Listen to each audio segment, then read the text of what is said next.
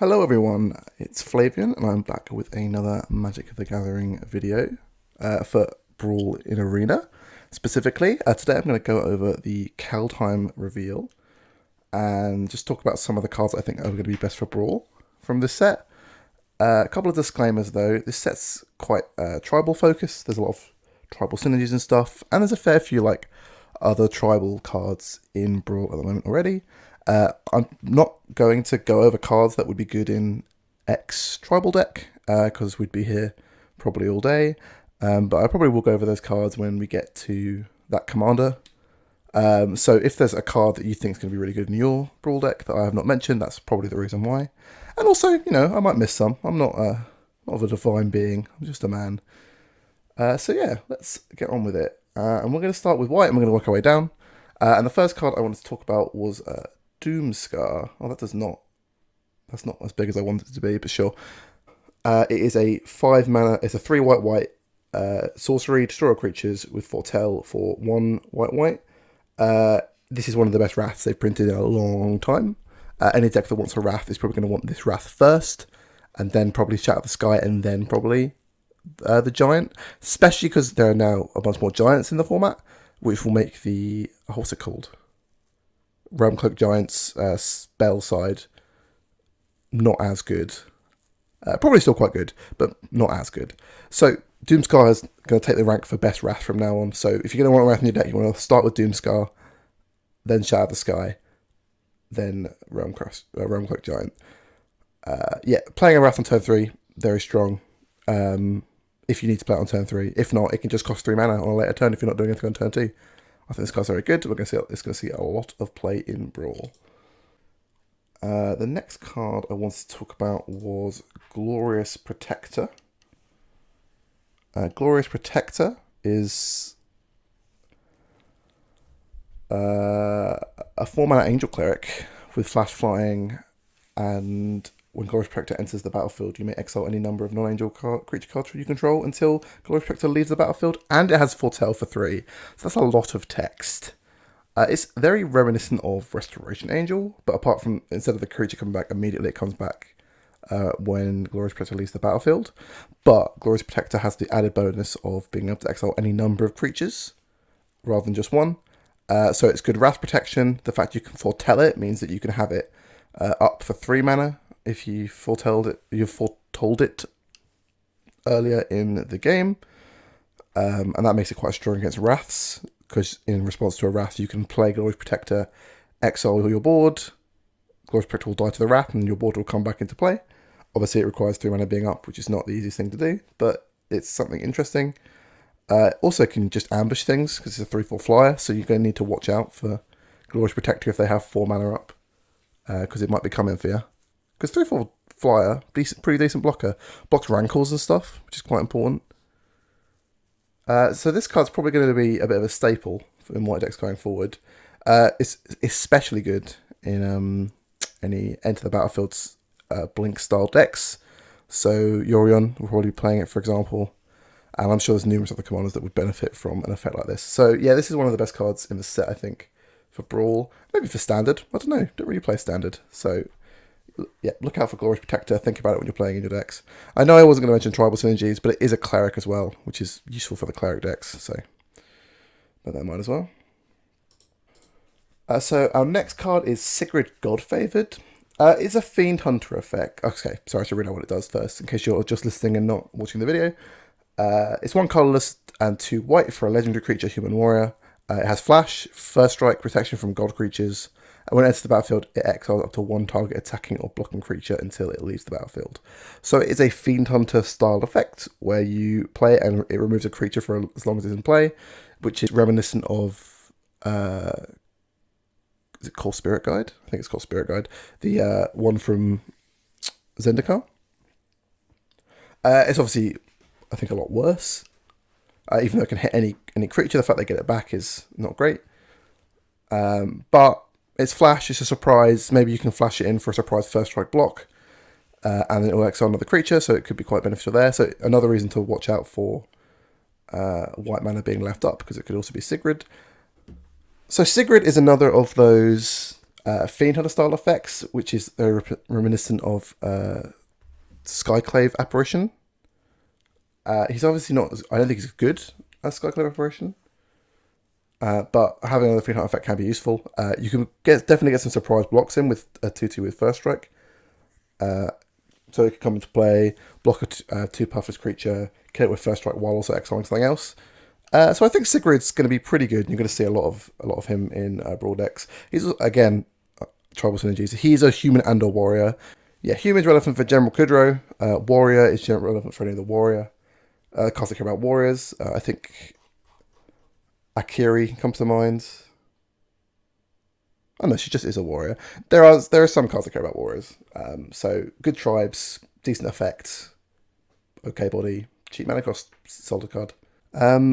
This is one of the best 1-drops they've printed for a very long time.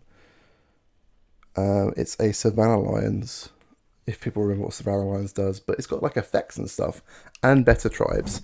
So this is Usher of the Fallen. It costs 1 white, it's a Spirit Warrior.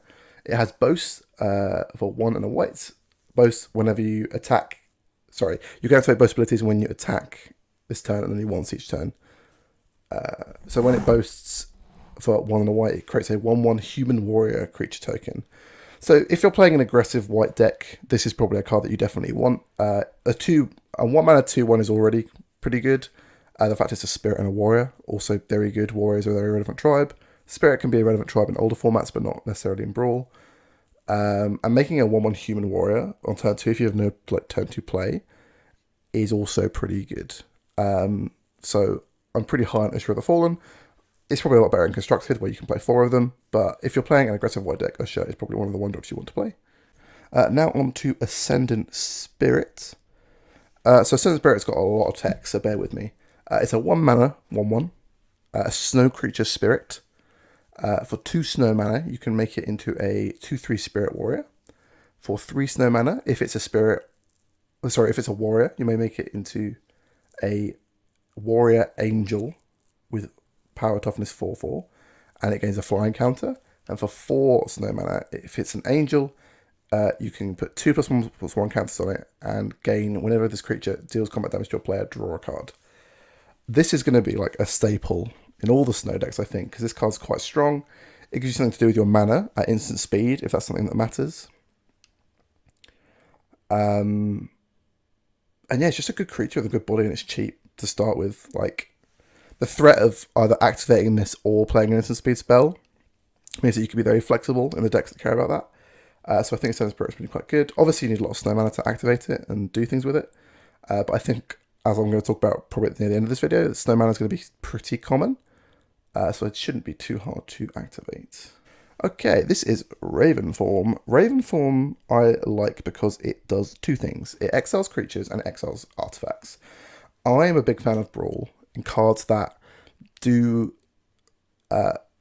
exile niche permanent types like artifacts or enchantments, while also doing something else. They're not useless ever. When I want to play an effect that gets rid of an enchantment, that's the kind of effect I want to play. So this is perfect, because if you have a problematic artifact in play on the opponent's side of the board, you can exile it, or if they're not playing any problematic artifacts, you can just exile the creature with it. So I think this card's pretty good. A 1/1 blue bird is like kind of whatever. I don't really mind giving my opponent 1 blue birds if I get rid of something really important. So I think Raven Form's going to be pretty good in most blue decks. Annoyingly, it's a sorcery, so it's not like amazing. But as a foretell cost, if you want to make it 1 mana on 1 turn instead of 3. So yeah, I think this card's going to be pretty good. I imagine it'll be playing a lot of blue Brawl decks going forward. Okay, on to black now. So the first black card I want to talk about is Blood on the Snow. There's a snow deck and a snow commander definitely in all these cards. But as again, like I'll say it, I'll talk about near the end of the video, odds are you're probably going to be playing a lot of snow lands anyway. So being able to pay the snow cost for this card is going to be pretty easy. And it's just straight up Wrath. It's destroy all creatures, destroy all planeswalkers, or destroy all planeswalkers. Yeah, so yeah, Blood on the Snow, for those that are listening. 4 colorless black, snow sorcery, destroy all creatures, destroy all planeswalkers, then return a creature or planeswalker card with converted mana cost X or less from your graveyard to the battlefield, where X is the amount of snow mana spent to cast this spell. So I would say if you're not playing a dedicated snow deck and you're playing a lot of the regular dual lands, you're probably going to do the X for 3 or 4. There is a way to loop this. So if you're playing this with an effect that returns a spell from your graveyard to your hand, you can play this card, wrath the board, kill the said creature that returns a spell from your hand, and then use this card to return that creature back to your hand. So, for example, I think the only type of effect of that in Brawl currently is that is on a creature that returns a spell to your hand is Shipwreck Dowser. So if Shipwreck Dowser is in play or in your graveyard and you play Blood in the Snow, you can then pay, if you pay enough snow mana, which would be 5 in that case, you can then return Shipwreck Dowser back into play and then return Blood in the Snow to your hand, which will give you effectively infinite wrath if you want them. So I think it's a pretty good loop, pretty powerful loop if you're playing a controlling deck like Ashiok, for example. It's so nice that Black has a proper wrath. They've not had a proper wrath for a while. They were making do with Witch's Vengeance and the new one in Zendikar that exiles all cards that cost 3 or less, sorry. And those cards just weren't really cutting it. Like Black really needed like a solid wrath to like play in some of their Brawl decks. So I'm glad that Blood in the Snow is here. It's going to be a powerful card. You're going to see it a lot. So beware Blood in the Snow. That's what I say. So the next card I want to talk about is the Burning Rune Demon. Burning Rune Demon is a 4-colorless black demon berserker. It flies. Whenever Burning Rune Demon enters the battlefield, you may search your library for exactly 2 cards not named Burning Rune Demon that have different names. If you do, reveal those cards. An opponent chooses one of them. Put the chosen card into your hand and the other into your graveyard. Then shuffle your library. So the negative of different names does not apply to Brawl players because we're only playing one-offs. I guess you couldn't get 2 islands with it or something. Whatever. You could get a swamp and a snow-covered swamp, amusingly. But anyway. So there's several ways you could play this depending on what the game state is. You can get 2 good creatures and your opponent puts one of them into your hand. You can get 2 cards that don't care about being in the graveyard. And they go one of them goes in the graveyard, one goes in your hand, so you can then play the one in the graveyard as well. So a card with Escape, for example, would be good in that. There's other cards that interact with the graveyard as well. So I think it also has tutors for exactly what you need. If you have 2 of the effects that you need right that second, then you'll be able to get it. Obviously, you probably won't play at the same turn because it's cost 6 mana. But it's a powerful effect on a really good body, a 6 mana 6/6 flyer. So I think Burning Rune Demon is going to be really strong. I imagine I will see it a lot in a lot of black decks. Yeah, you should play it probably if you're playing black. Next is Crippling Fear. Crippling Fear isn't as powerful as some of the other cards I've mentioned. I don't think it's as good as Blood in the Snow, for example. It does mean that if you're playing a commander that's smaller than a 3/3, and you're playing black, you can play this Wrath without it affecting your commander, which can be pretty powerful in the right decks. So say you're playing General Kudrow, for example. He's a 3/3. You can play Crippling Fear and name Human or Soldier, his other type, and he will survive this Wrath, but it will kill some of your opponent's creatures. So that could be pretty interesting. So I think this card has some potential in the right decks. I mean, imagine if you're playing a control style deck, it's also going to be okay because it's 4 mana, -3/3, bit like Languish, but not quite as good. Because you can always choose a creature type that's just not on the board at all, like, I don't know, imps or something. Or something even more niche than that I can't think of right now. Kobolds or illusions or something. So it can just act as all creatures get -3/3. But if you have a creature in play that's 3 toughness less, you can choose that creature type and make sure that lives. So it's a little bit of a one-sided Wrath with some work. So I think this card's going to be interesting. And definitely a card you should consider when you're building more creature-focused Brawl decks. Next card I want to talk about is Rise of the Dreadman. That's how you say it. Yeah, Dreadman. So this is a 2 colors, 1 black instant. Create X 2/2 black zombie berserker creature tokens, where X is the number of non-token creatures that died this turn, and it has Foretell for 1 black. So this is a really interesting card. It's a sort of Wrath Protection, but it's also quite good in these sacrifice style decks, because if you sacrifice a number of creatures on the same turn as you play it, you get much more zombies. You can then sacrifice them for more effects. I'm not sure off the top of my head how many good sacrifice commanders are currently in Standard Brawl, but there are definitely some in Historic Brawl. I mean, I guess Corvold's in Brawl currently, and he cares about sacrificing things. So this lets you basically double your sacrifice triggers on 1 turn, as long as you're sacrificing non-token permanents the first time round.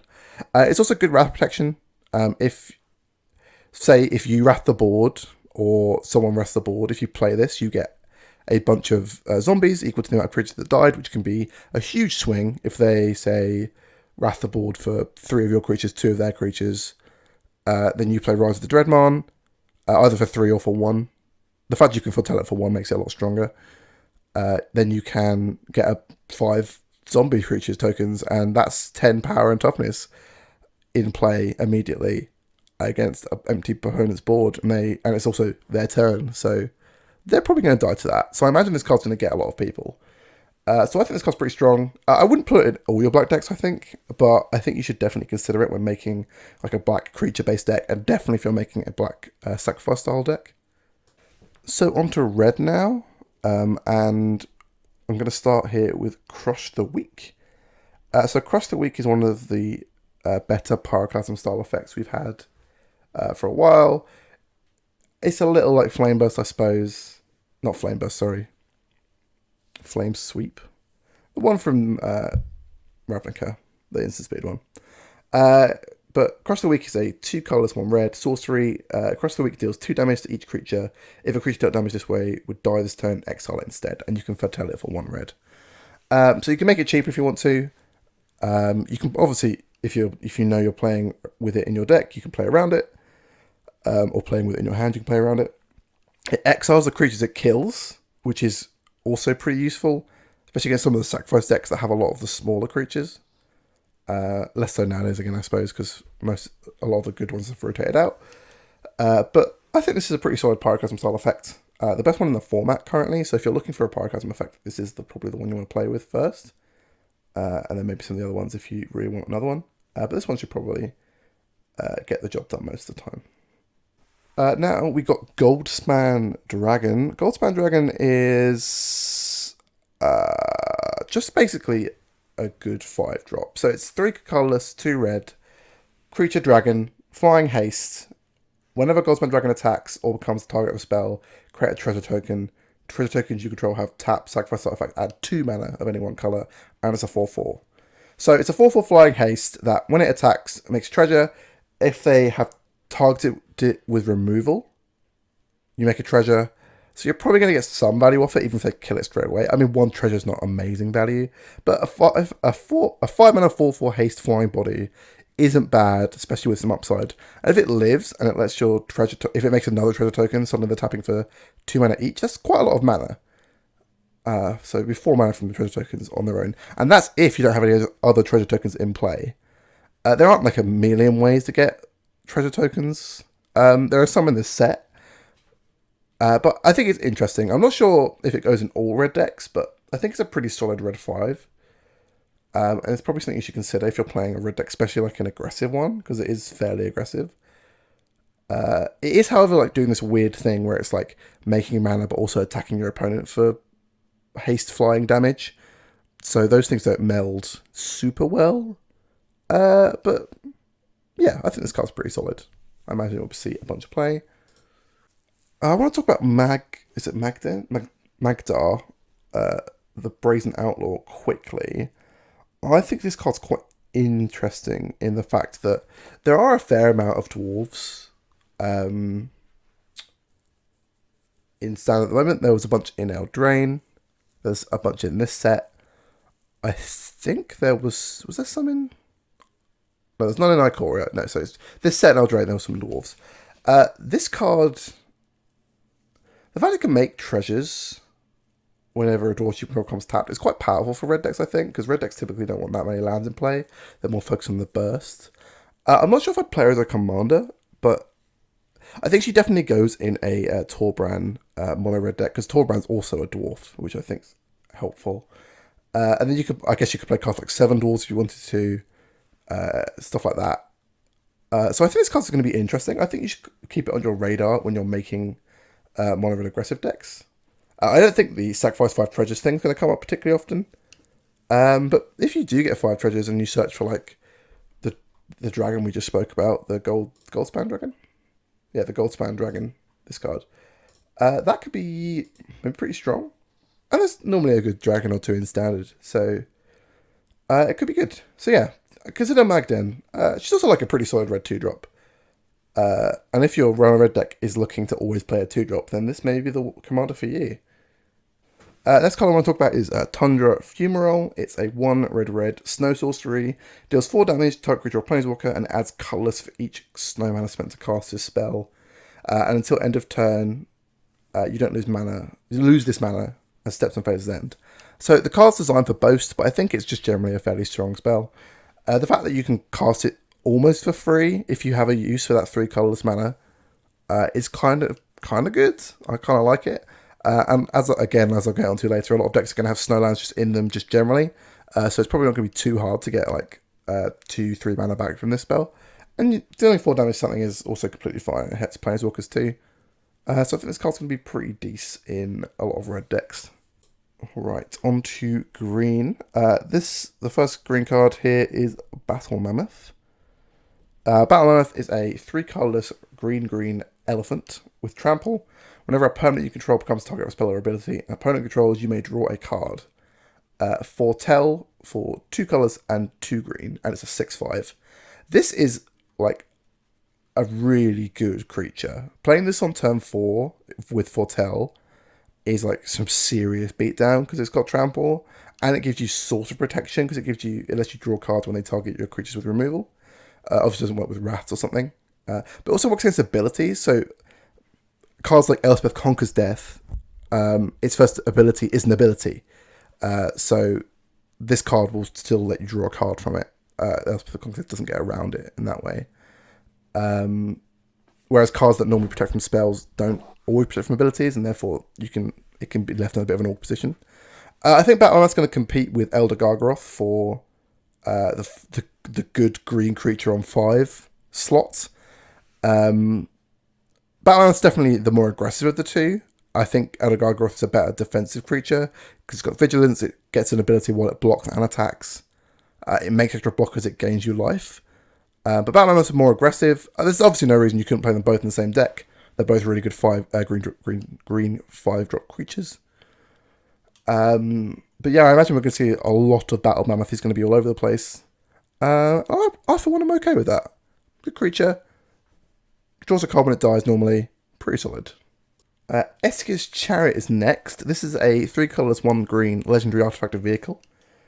When Eskir's Chariot enters the battlefield, create 2 green cat tokens. Whenever it attacks, create a token that's a copy of a token you control. It's got crew 4 and it's a 4/4. I think Eskir's Chariot is pretty good. The fact that it ETBs and makes 2 cats is great. If you can find a way to either return it to your hand or flicker it, you can get the cats again. And the fact that when you crew it and you attack with it, you get another cat, for example. If it lives the combat, which as a 4/4 it probably will. There's a good chance that it will. And it can copy any token, not just the cats. So if you have a better token in play, I'm struggling to think of one right now, but they definitely exist. It can make a copy of that, which is quite strong. And then, yeah, I think this card's just pretty solid. It's not like the greatest card of all time, but it's pretty solid. I should imagine it'll see play. If your deck cares about tokens, this is also pretty good. If it cares about going wide generally, this is pretty good. So yeah, I'm pretty hard on Eskir's Chariot. I'm a fan. Right, so this is my... I'm going to talk about In Search for Greatness quickly. I am unsure whether this card is good or not. I am willing to be proven wrong, but I'm also willing to be proven right.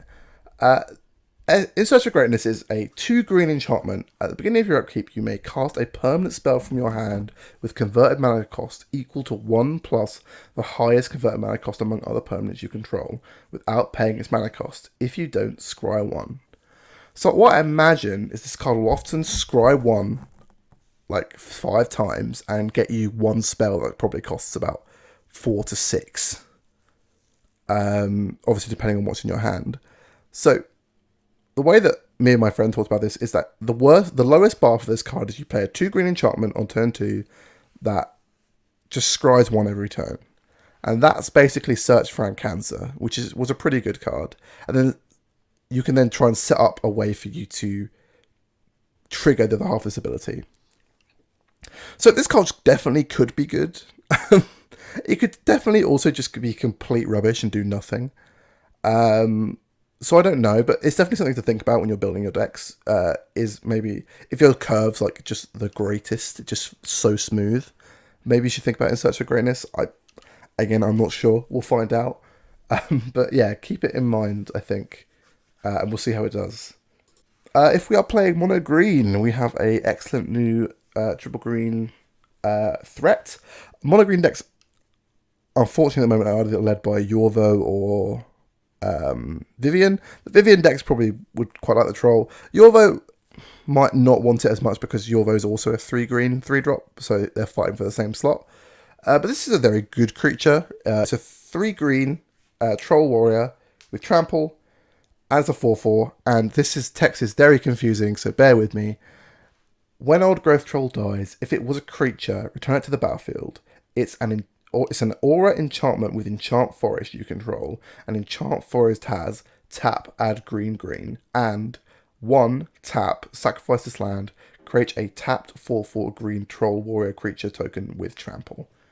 So if it dies and it's a creature, it becomes an enchantment for a forest, which makes the forest better, and later you can sacrifice that forest for a troll warrior creature token, and then Old Growth Troll goes to the graveyard, and that's where he stays until you do something else with him.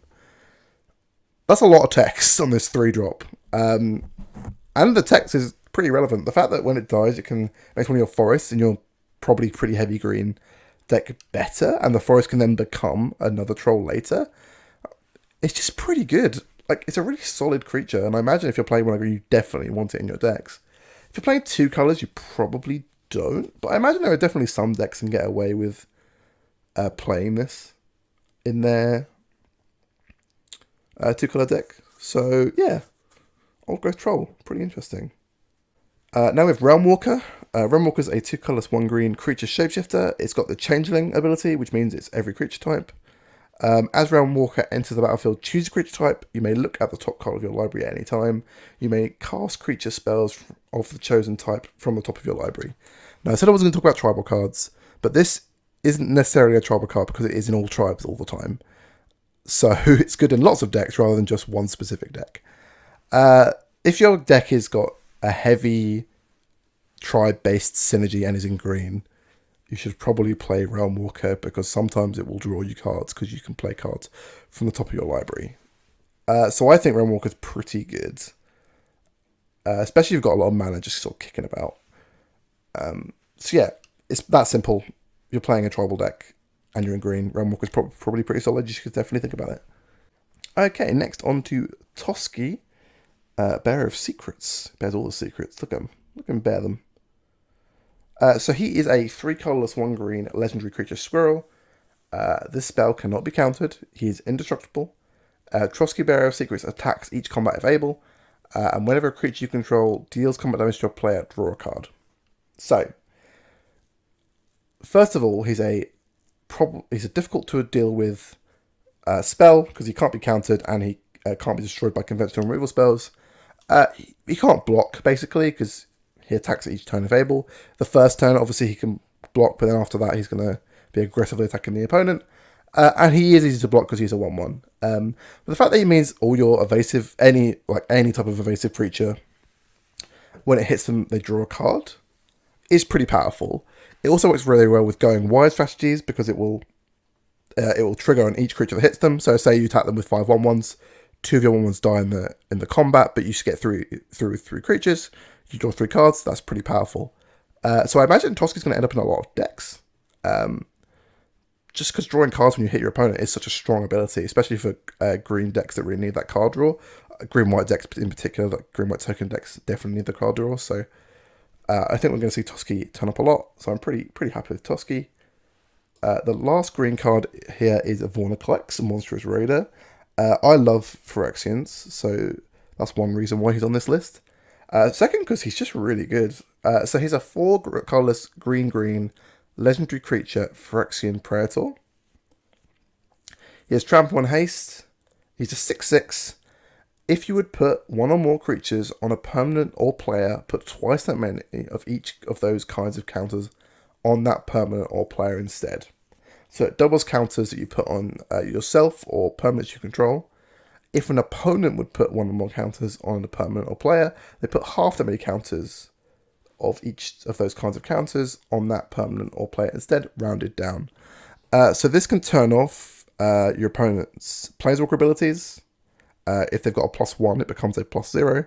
They obviously still get the effect, but +0 means they're not going up in any loyalty. Obviously, doubling all your counters can be pretty insane. Doubling your Planeswalker loyalty tokens, I think it works as well. Or if it doesn't double then when they come in, it definitely doubles their pluses and it doubles their pluses. So that's pretty good. And he's a 6/6 Trample Haste for 6. He's just very strong. If you're playing any sort of counter deck, like, you will want him in the deck.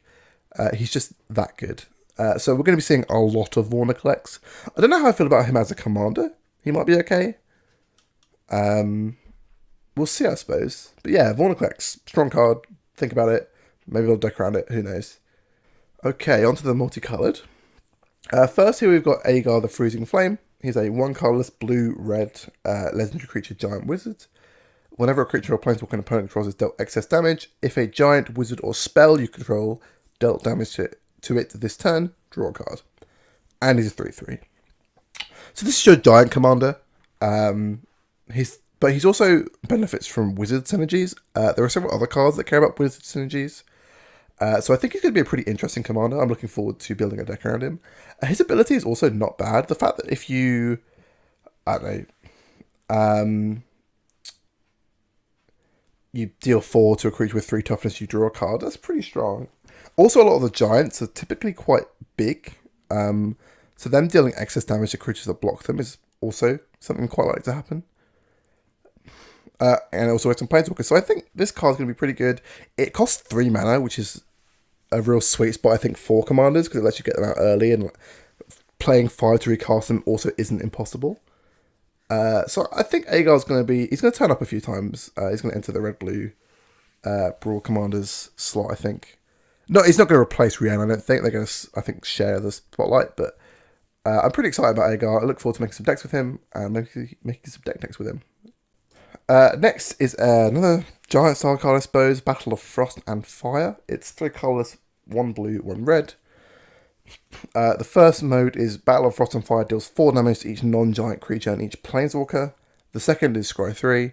The third is whenever you cast a spell with combat mana cost 5 or greater this turn, draw 2 cards and discard a card. So, it's got a powerful first effect, which is relevant, because if you can blink it with Yorion, for example, if you're playing a Jeskai deck, you can rebuy it. Also, Yorion doesn't die to the first effect, which is also quite good.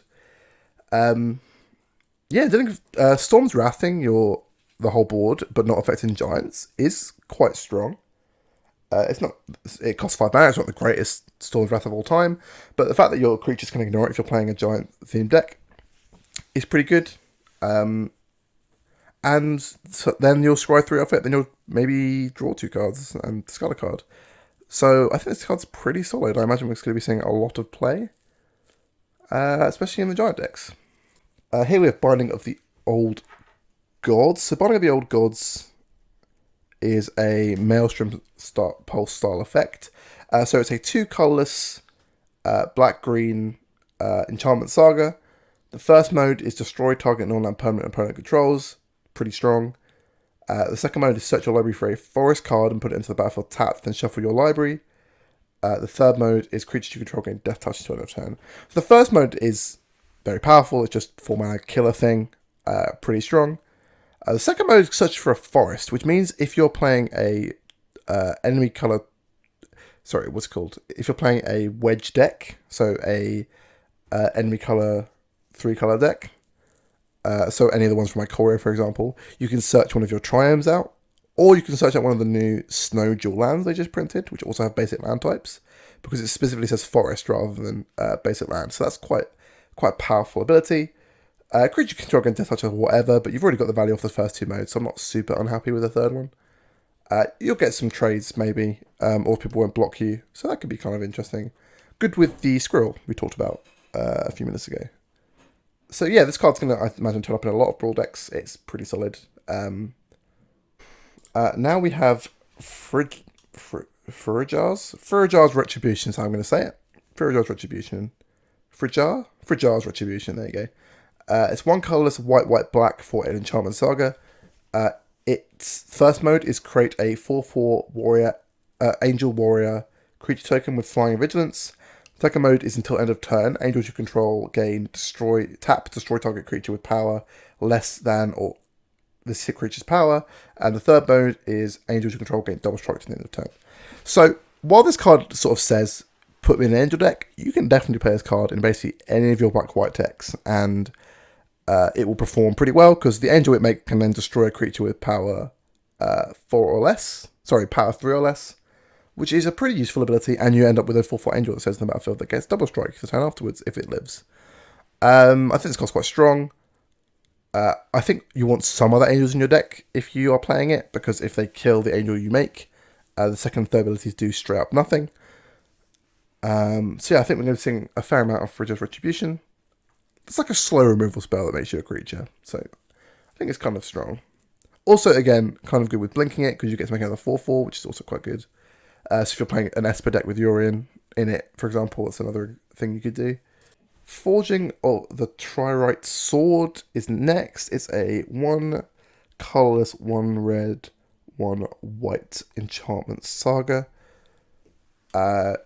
Its first 2 levels create a treasure token, and its third level you can search your library for a card named Halavar, God of Battle, or an equipment card, reveal it, put it into your hand, and shuffle your library. So, play on 3, it makes mana, and then you can search for, if you're playing an equipment style deck, probably the best card in your deck. Either Halavar or probably Embercleave, depending on how the ball state is. So I think this card's actually pretty good. The tutor plus the mana is kind of what red-white needs when it's playing commander style formats. So this card could definitely see some play. Obviously, because it's so equipment focused, you're probably not going to see play in every red-white deck. But yeah, if you're playing red-white and playing any equipment or an equipment theme like Akiri or Sir Gwen, then this is probably a card that you should think about. Next up, I've got Harold, King of Skemfar. Man, the names in this set are hard. He is a 1 colorless black-green legendary creature elf warrior. He's got menace. He's a 3/2. Whenever he enters the battlefield, look at the top 5 cards of your library. You may reveal an elf, warrior, or Trivar card from among them and put it into your hand. Put the rest onto the bottom of your library in a random order. So he is going to be your elf commander. I think he's okay as elf commander. He's kind of cheap. He's kind of easy to recast if he dies. It's hard to block. And he'll get you some card advantage when he comes to play. Because when he ETBs, you basically get to draw a card. But you get to choose what card it is, because it's from the top 5. So, I think that's pretty strong. I imagine we'll be seeing a fair amount of Harold if anybody wants to play elf decks, which I imagine after this set they probably definitely will. So yeah, welcome to the team, Harold. I'll look forward to playing you in Arena. Next, we have a very strong creature. This is Immerstrom Predator. It is a 2 colorless black-red creature vampire dragon. It has flying. Whenever Immerstrom Predator becomes tapped, exile up to 1 target creature from a graveyard and put a +1/+1 counter on Immerstrom Predator. Sacrifice another creature. Immerstrom Predator gains indestructible until end of turn. Tap it, and it's a 3/3. So, a few things to point out with this card to start with. 1 3/3 flyer for 4 in red, grey, black is fine. Whenever it becomes tapped, exile up to one target card from a graveyard and put a +1/+1 counter on Immigrant Predator, it does not need to exile the card to do anything. So the exiling the card is a bonus. It always gets the counter. Exiling the card is not a cost, so nothing bad happens to this card if it can't exile a card. So this hits your opponent's graveyard while also powering itself up. So it falls into the same category as Raven Form, where it's also interacting with your opponent's graveyard while doing another thing, which in this case is being a great creature, and also a free sacrifice outlets. Sacrifice outlets are really strong, especially when they're free. They're the best when they're free. Obviously, this effect isn't amazing for sacrifice outlet. It's good once on a turn, but it's not good multiple times. But it's also going to be incredibly difficult to kill because it's indestructible basically all the time.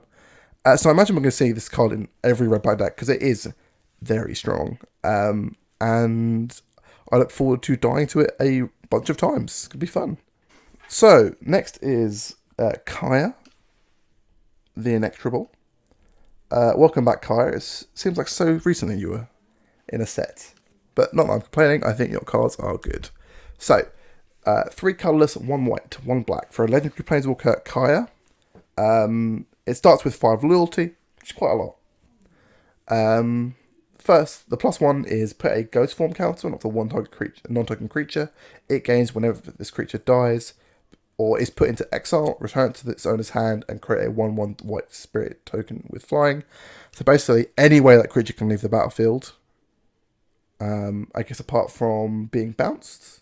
Yeah, apart from being bounced back to your hand, we'll put it back into your hand, and you'll make a 1/1 spirit token. So it gets exiled, it gets killed, it dies in combat, it dies to a removal spell, it dies to a wrath. You'll make a 1/1 and you'll get put it back in your hand. So it's a bit of a clunky way to rebuy enter the battlefield triggers, but it makes one of your dudes sort of invincible and replayable, so that's, I think, quite strong. It's -3, which I think is the real strength of this card, is exile target non-land permanent. That's an incredibly powerful catch-all. If Kaya then survives, she can then start +1ing on creatures and then exile another non-land permanent. And at that point, you've got a lot of value out of your Kaya, so I would be pretty happy if you managed to exile 2 non-land permanents and give one thing a ghost form counter. So I think Kaya's real strength is there. But she also has an ultimate, which is you get an emblem with, at the beginning of your upkeep, you may cast a legendary spell card from your graveyard, from your hand, from your graveyard, or from among cards you own in exile without paying its mana cost. So you get an emblem unless you play legendary creatures, like Kaya, for example, if she dies to her own ability. So yeah, I think Kaya's really strong. She's one of the first cards spoiled, so many people have forgotten about her, but if you're playing black-white, you should definitely consider her. I think she goes in basically all black-white decks. I think she's just that good. Next, we've got Showdown of the Scalds, another attempt at Wizards to sort of mitigate Boris's hideous problem with card draw. Showdown of the Scalds is a 2 colours red-white enchantment saga. Its first mode is exile the top 4 cards of your library. Until the end of your next turn, you may play those cards. And the second and third abilities are whenever you cast a spell this turn, put a +1/+1 counter on target creature you control. So really the strong ability is the first one, exiling top 4 cards of your library is a very useful ability. Sorry, exiling top 4 of your cards of your library and you can play them to your next turn is a very useful ability. Also good if you blink it, because it stays around for so long after the first ability is triggered. There may be a way for you to blink it and re-utilize effects, or return it from the graveyard or something. Yeah, just drawing 4 cards, even if it is for like only a couple of turns, is quite powerful. I imagine we'll see a lot of this in red-white decks. Don't know if we'll see it a lot in 3-color decks, but we'll see. I think it's definitely strong enough it maybe could go in those decks. So we'll see how it goes. I'm excited to see how it does. More good Boros cards, please, Wizards. They desperately need it for Commander. And some good Boros Commanders would be nice too. So yeah, on to the artifacts. There isn't much to choose from here. My favourite is Cosmos Elixir. I don't think this card's actually amazing. I think it's fine. I think if you're playing a life gain focused deck, so Oro or Heliod, this card's probably good enough. Otherwise, the default of just getting 2 life a turn is not worth 4 colourless mana. But drawing a card every turn is worth that effect. So yeah, Cosmo Selector, play it if you're playing life gain. Otherwise, I would probably not bother with it. Okay, so now I'm going to talk about Snowlands real quick because I think they're really important to mention because this set is got a snow focus in it. So there are several types of Snowlands. There are these dual lands that are Snowlands. They're basically exactly like the common dual. That's a lie, actually. No, ignore what I just said. That they are really good dual land because not only do they make snow mana, which is a special type of mana that some cards need, they also they have basic land types. They have mountains and plains. For this one, for example, and they all have basic land types based on their colors. Their only downside is they're tapped, which is probably okay, honestly, because they have the basic land types, and that's really strong. So Snow Mana is going to take over the format. The odds are, if you're playing a deck, you'll want it to contain all your basics will want to be Snowlands rather than regular lands, because Snowlands inherently have a bonus of being able to cast snow-based spells or use snow-based abilities that we've talked about some as we've gone through, like Blood on the Snow or the Ascended Spirit. And it's basically free. It doesn't cost you anything to put Snowlands in your deck. Arena's going to, I assume, give you a copy of every snow basic because it gives you a copy of every basic. So it's not going to cost you anything extra. So most of your decks are going to now basically need to contain Snowlands. Even if you've only got one snow card, you'll want to contain some snow. You'll want to contain all your basics being Snowlands. So that means that the most powerful cards in the set, I guess, gets awarded to snow basic lands. Good job, guys. But it also means that all the Zendikar lands we fought so hard for in drafts, all those beautiful full-out Zendikar lands, all those beautiful full-out lands that you've paid for in from like the unhinged sets or whatever, you probably have to replace them with snow basics in a lot of your decks. And it's really irritating and it really bothers me, but that is the reality of what it's doing. If you want to play a fully optimized Brawl deck, you're going to want to play snow basics in it if you have any cards at all that care about snow mana costs. So yeah, we'll be seeing a lot of Snowlands, I suppose. So yeah, that's why I wanted to talk about Snow. This Faceless Haven here is a pretty decent mana land. Again, if you're playing all Snow basics, this card's pretty easy to activate, and it's a 4/3 Vigilance with all creature types. Pretty good, I think. And it makes the mana itself. Yeah, this card's pretty good. And yeah, the dual lands are also good.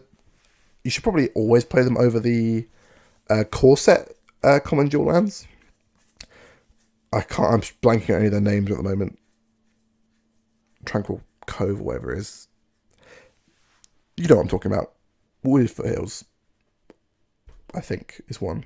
That might be a fetch land. Anyway, you know what I'm talking about. The common lands that have been reprinted in Ikoria and the core set.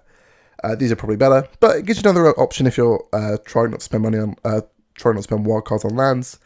You can get another common dual land, so that's cool. So I'm into that. This is also a good snowland. It's a good tricolor snowland, basically, for the tricolor snow decks or the five-color snow decks. So I imagine this will see some play as well. So apart from that, the next card I want to talk about is the World Tree. The World Tree can only be played in five-color decks. So I know it looks green, but it isn't because it has an activated ability of all the colours. But in the five-color decks, I think it's pretty strong. It enters tap, but it can add a green. And as long as you control 6 more lands, all your lands tap for any colour, which is when you're playing 5-color. Very good. Also, its activated ability is not trivial. You'll need 11 lands in play, or 11 mana to cast it. But because this fixes all the colours for you, it's pretty easy to cast, I think. And you can search for all your gods and put them into the battlefield, which could be pretty good, because one of the gods, for example, Perfrost, gives all your other creatures haste. So, yeah, a good way to just win the game on the spot, I think. Alright, so now we're going to move on to flip cards. I imagine I'm going to talk about most of these. So we'll start with Halvar, God of Battle. If you're playing an equipment deck, Halvar is very good. He's a 2 colorless white legendary creature god. He's a 4/4, so 4 mana 4/4 is pretty good. Creatures you control that are enchanted or equipped have double strike. At the beginning of each combat, you may attach target aura or equipment attached to target creature, attached to a creature you control.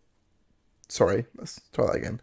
At the beginning of each combat, you may attach target aura or equipment attached to a creature you control to target creature you control. So you can move your auras and equipment around with Halvar. If you're playing an equipment deck, giving all your equipped creatures double strike is generally pretty strong. Obviously, Embercleave, the best equipment, doesn't care about it, but like equipping a Shadow Spear and giving your creature double strike is a pretty powerful ability. Beware of combat tricks though, because if he dies, you'll lose double strike mid combat. So that's interesting. His other side also not bad. Sword of the Realms. It's not amazing or anything, but it's fine. It's a 1 colorless, 1 white legendary artifact equipment. Equipped creature gets +2/+0 and has vigilance. Whenever the equipped creature dies, return it to its owner's hand. And has an equip cost of 1 and a white. So yeah, Halvar I think is going to be pretty solid in the equipment-based decks. We'll probably see a fair amount of him.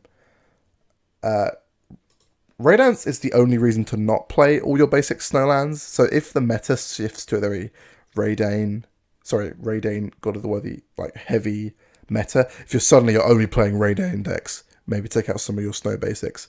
But she punishes opponents a little bit for them having Snow permanents. Sorry, Snowlands specifically. Raydane otherwise I think is just fine. She's a bit of a hate bear. She makes it harder for your opponent to wrath you. So she's probably actually pretty good in the aggressive decks. She's got flying vigilance. And she's 2/3 fly. She's okay. Yeah, she's alright. I'm not sure how much play she'll see, but there's definitely a chance that if the meta is super snow heavy, that she'll somehow switch into a Raydane is good mode, and that will be interesting to see, I think. So I thought I'd mention her. Her other side is like a shield that just... I'll just read it out. It's Valkmira, Protector Shield, 3 colorless, 1 white, legendary artifact. If a source an opponent controls would deal damage to you or opponent you control, prevent 1 of that damage. Whenever you or another opponent you control becomes target for spell or ability, and opponent controls, counter that spell or ability unless its controller plays 1. Better in legacy formats rather than Brawl, so I don't think this is good enough to include her just on her own. It's fine, but it's not like particularly exciting. It just stems the bleeding rather than stopping it often. Whereas in like legacy formats when you're playing against like Storm and stuff, if you prevent 1 damage from every grape shot, you just prevent all your opponent's grape shots, so that could be quite good. So Allrund, God of the Cosmos, is a 3 colorless blue legendary creature god. He's a 1/1. Allrund gets +1/+1 for each card in your hand and each 4 told card you own in exile. At the beginning of your end step, choose a card type, then reveal the top 2 cards of your library. Put all cards of the chosen type into your hand and the rest onto the bottom of your library in any order. Allrund, God of the Cosmos, is probably quite good in your blue control style decks. His real power is that you can... If you're playing a Flicker deck, he's also quite strong because you can play his Raven, Hacker, Whispering Raven, 1 colorless, 1 blue, legendary creature bird, flying. Whenever Hacker, Whispering Raven deals combat damage to a player, return it to its owner's hand and scry 2. It's a 2/3, but if you flicker a Hacker, it comes back on its front side, which would be the god. So you basically get to make some mana there. Also, Hacker's a decent blocker if you're playing a control deck, so you can play as a 2 mana blocker. It can block flying creatures, it can block smaller creatures for a while, and then when you're ready, you can attack the opponent for 2, scry 2, and then return the card to your hand. So I think he's, as a whole, is deceptively better than he would look if you just read each side individually. He sometimes draws cards. He can be quite big depending on what deck you're playing. So yeah, I think Alderun's probably going to see some play. You should definitely think about it if you're playing a control-y style blue deck. So yeah, this is Egon, God of Death. He's a legendary creature god. He's a 2 colorless, 1 black, 6/6 with Death Touch. At the beginning of your upkeep, exile 2 cards from your graveyard if you can't sacrifice Egon, and draw a card. So Egon reminds me a lot of Rotting Regisaur, which rotated recently, as it's a massive creature on 3 with a small downside to make you work to keep it around. But Egon doesn't lose you any card advantage, unlike Rotting Regisaur, because it only exiles cards from your graveyard. Obviously, it means you have to have cards in your graveyard, which can be quite difficult. But the worst case scenario is that at the beginning of your upkeep, if you don't have 2 cards in your graveyard, he sacrifices himself and you draw a card. So it's like a 3-mana draw a card and you've got to block for a turn, which is also just okay. It's not the end of the world. So I think Egon's going to be quite strong in the black-green self-mill decks. It's just a really big body that's also quite aggressive. And if not, he's probably going to be fine in like black-red aggro decks as well. So I imagine Egon will see a fair amount of play. His other side is Throne of Death. It's 1 black. Legendary artifact. At the beginning, you keep mill a card. 2 colorless, 1 black. Exile target creature card from your graveyard. Draw a card. Which is fine. I would often not bother playing this side. Ironically, maybe not ironically, but in Brawl, these two sides are quite good together. But in Brawl, you can never do that because you only have 1 copy. So I think that's kind of clunky. But it might not stop him seeing play.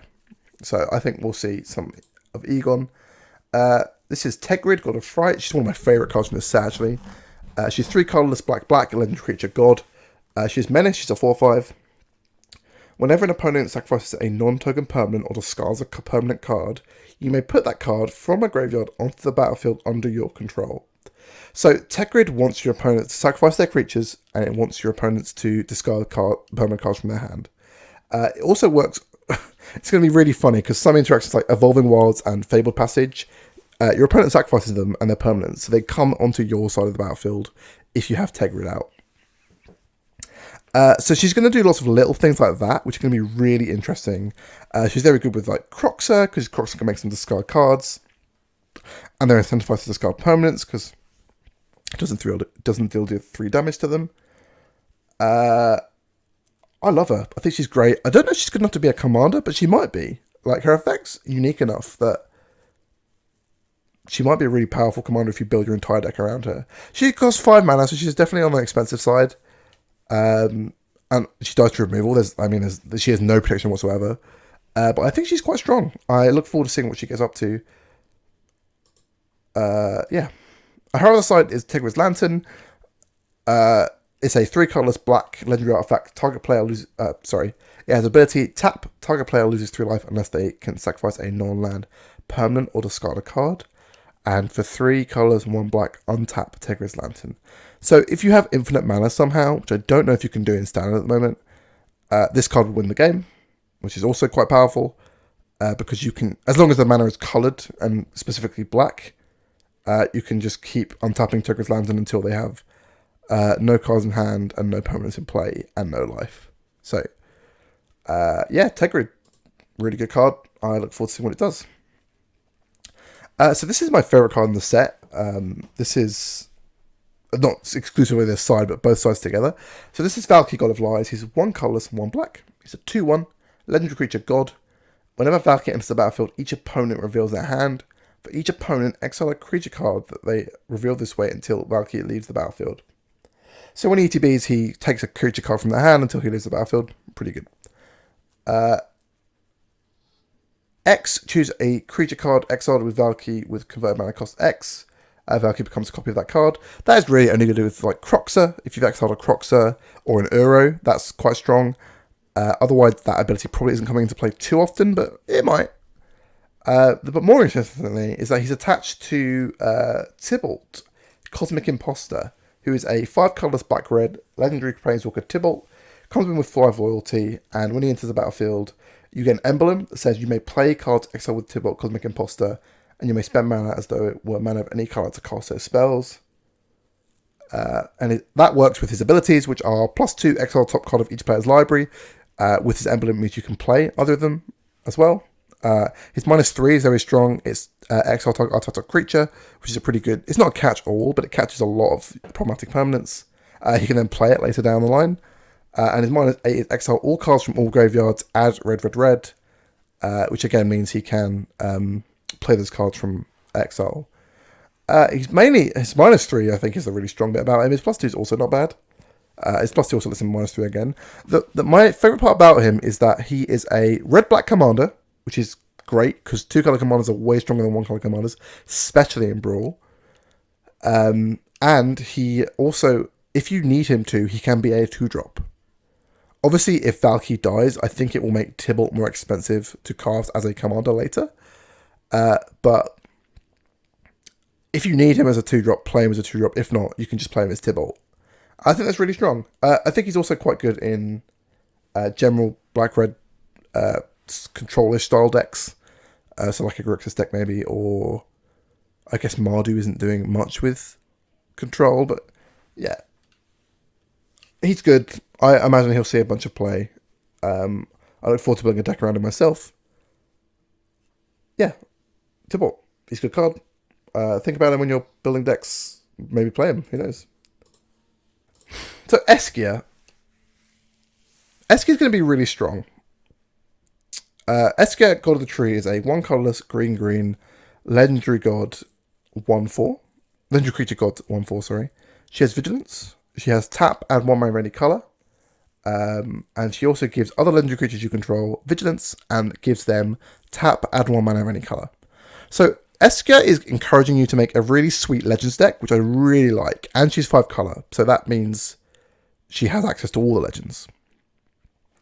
That's all great. It's going to be super fun. I think Eskia is going to be a really fun commander. I'm a little bit annoyed about her being another 5-color commander because I don't think 5-color commanders bring pretty... they don't bring fun game experiences to Brawl necessarily. Because it's really hard to play against 5-color commanders because they can play any deck, any card in the format, which I think gets around a lot of the fun of Brawl, which is building a deck with restrictions. So Eskia, obviously, a lot of her restrictions will be she wants to play as many Legends as possible, as many color sources as possible while staying alive as well. So I think she's going to be a fun commander, though I'm a little bit annoyed by her 5-color nature. I'm also slightly annoyed that her backside, the Prismatic Bridge, which is a 1 of each color, so 1 white, 1 blue, 1 black, 1 red, 1 green, legendary enchantment. At the beginning of your upkeep, reveal cards from the top of your library until you reveal a creature card or planeswalker card. Put that card onto the battlefield and then put the rest on the bottom of your library in random order. That is very strong. It is not super hard to cast because it is only 5 color. The play pattern I imagine is that you will play Eskia as a 3-drop most of the time, and then when your board is established and you have enough mana to play 1 of each color, after she dies in combat or to a removal spell or to a wrath or something, you will then replay her as the bridge and you won't see Eskia again. Which is also kind of cool. The only problem with this card is that it doesn't, on the backside, it doesn't say reveal a legendary creature. If it says reveal a legendary creature or planeswalker, I would be so happy with this card. I think it would be one of the best 5-color commanders we've seen because it imposes some fairly tight restrictions. Because having all your creatures basically having to be legendary is hard work. It's not easy to do. So I'm conflicted feelings about Eskia, God of the Tree. I will end up building a deck around her because I think she probably is going to be kind of fun. But yeah, I don't look forward to... I don't want the format to become every deck is Eskia versus Kenrith versus Jegantha. I think that would be a really lame place for the format to end up in. So let's hope that does not happen. So the next card is Jorn, God of Winter. Basically all the green gods just rock. So Jorn is your snow commander. He's a 2 colors, 1 green, legendary snow creature god. He's a 3/3. Whenever Jorn attacks, untap each snow permanent you control. This ability is incredibly strong because it untaps all your snow lands. And that basically means you can double your mana on a given turn. He also, mercifully, is 3 colors because he comes attached to this Kaldheim the Rimstaff, legendary snow artifact. 1 colorless blue-black. You may play target snow permanent from your graveyard this turn. If you do, it enters the battlefield tapped. So Jorn is in charge of the snow deck. He's going to make, I think it's going to be a very powerful snow deck. It's 3 colors. It's 3 good colors. There's a lot of powerful snow cards. And he untaps all your snow lands. I imagine that the snow deck will never play the other side of Jorn, which is unfortunate because obviously they're attached to the same card. You only get 1 copy. But Jorn is going to be incredibly strong. I actually I look forward to making a deck with him. I think it's going to be a fun building challenge because it's going to be how many snow lands you're going to put in, how many snow cards you're going to put in, how many generic powerful cards you're going to put in the Art Snow. I think that's kind of cool. So I look forward to playing Jorn, God of Winter. I think he'll be a fun commander, so yeah, maybe think about building a deck with him if you fancy. Next god I want to talk about is Kaldheim, God of Kinship. She is the worst of the three green gods, but I really like her design. She's 2 colorless green for a 2/4 legendary creature god. As long as you control 3 or more legendary creatures, Kaldheim gets +4/+2 and has vigilance, so she becomes a 6/6 with vigilance, basically. She has 1 colorless, 1 green tap. Look at the top 6 cards of your library. You may reveal a legendary creature from among them and put it into your hand. Put the rest onto the bottom of your library in a random order. So that ability, I think, is fairly good. Obviously, if you have 3 legendary creatures in play, she can attack and then do it. And if you have 3 legendary creatures in play, she is massive. A 6/6 vigilance is huge. So I quite like her design. She'll be good in a legendary style deck, so she'll be good with Eskia, for example. I'm going to have to re-record Eskia, aren't I? Yeah, I'm going to re-record Eskia. I'm going to re-record Eskia, Stuart. Make sure you cut out the first one. So yeah, Kaldheim. I think she'll be fun. I'm really looking forward to playing with her. Her other side also is not bad. It is it's a mana rock for green, basically tribal decks or legendary decks. So the Ringheart Crest is a 1 colorless green legendary artifact. As it enters the battlefield, choose a creature type. Add green. Spend this mana only to cast a creature spell of the chosen type or a legendary creature spell. So very good in legendary decks.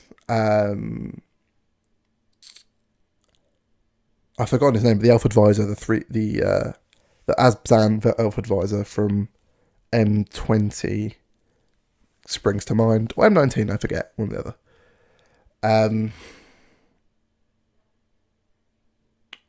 if you're playing a tribal deck that's in green, this is probably going to be a pretty good card just to play in it. Because a 2 mana rock, 2 mana is where you want your mana rocks. It's the sweet spot. So I think in like the elf decks, this will be quite strong. So I imagine both sides of Kaldheim will see a fair amount of play.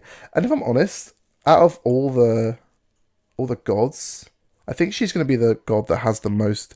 That's both sides see like a fair amount of play. Because a lot of these gods, like one side is clearly better than the other. So yeah, I like Kaldheim quite a lot. So yeah, that's Kaldheim. Also, we get the extra 4 dual lands that we're missing from Zendikar. Huzzah for us. Yeah, so that's my thoughts on Kaldheim. Hopefully you found this interesting. If you watched to the end, please make sure to give a like and a subscribe. Maybe leave a comment. Tell me what your favourite cards are going to be from this set. I would be genuinely interested to hear what they are. I hopefully, now that Kaldheim comes out, I'll be looking to make some more deck techs about more Brawl decks. I got a bit burnt out on Zendikar. As much as I enjoyed it, I sort of stopped playing Magic for a little bit. As evidenced by my channel becoming all Warhammer videos. So, yeah. Subscribe if you want some more deck techs. Some more will be coming soon with some of these new Kaldheim commanders. So cool. Have a great day.